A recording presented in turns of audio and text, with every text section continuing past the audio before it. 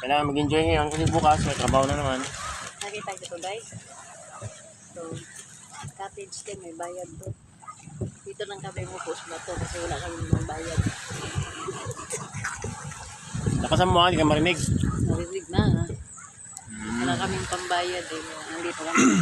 Wala kaming pambayad ni Bangis kasi dumalaw lang kami dito sa tabi ng dagat eh.